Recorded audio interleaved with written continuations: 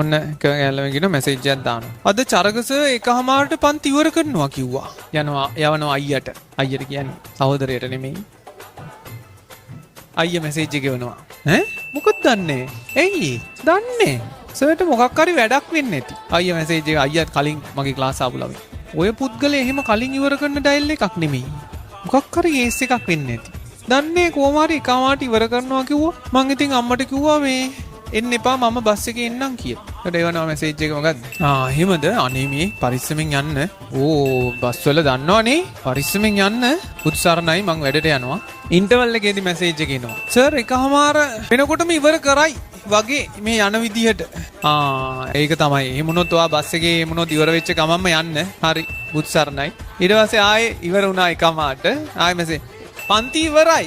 මම මේ යන්න හැදුවේ. එහෙනම් සුදුමැණිකේ පරිස්සමින් යන්න බුත්සරණයි. හරි එහෙනම් බුත්සරණයි. ඊට පස්සේ ආයේ ස්ටෑන්ඩ් එකට ගිහිල්ලා හෝල්ට් එකට ගිහිල්ලා ඒවනවද? මම මේ හෝල්ට් එකේ ඉන්නේ. බස් එකේ යන්න. ඔව් දැන් බස් අර කොල්ල මැසේජ් එක. ඔව් දැන් බස් එකක් එයි නැගලා යන්න. පරිස්සමින් බුදුසරණයි. ඊට පස්සේ ආයේ මැසේජ් එක මම තාමත් හෝල්ට් එකේ. ඇයි මොකද්ද ප්‍රශ්නේ? බස් ආවේ නැද්ද? නෑ බස් ආවා. බස් ගියා. මම ඒත් ඉන්නවා. ඒකේ සෙනග.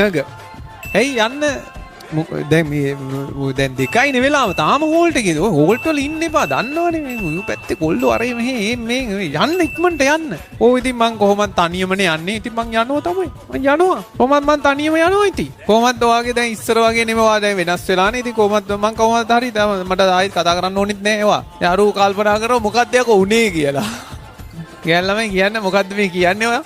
උඹලට අපිට ඕක තේරෙන්නේ නෑනේ. අපි ඉතින් හැමදාම බුදුසරණයි පරිස්සමෙන් යන්න. හරි පරිස්සමෙන් යන්න. ගෑල්ලමයි කියන්නේ මොකද්ද මේ කියන්නේ? එකමාරට ඉවරයි. තෝ එකමාරට වරෙන් බූරුවා.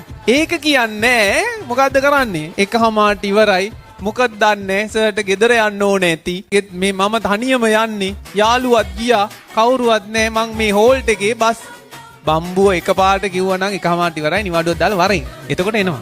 ඒක ළමයි මේ පෙර ළමයි මේක මෙයාගේ ෆැක්ටරි එකේ එන ෆෝල්ට් එක. බලලා ඉතින් කරන් දෙයක් නැහැ. මට වෙච්ච දේම වෙනවා ඉතින්.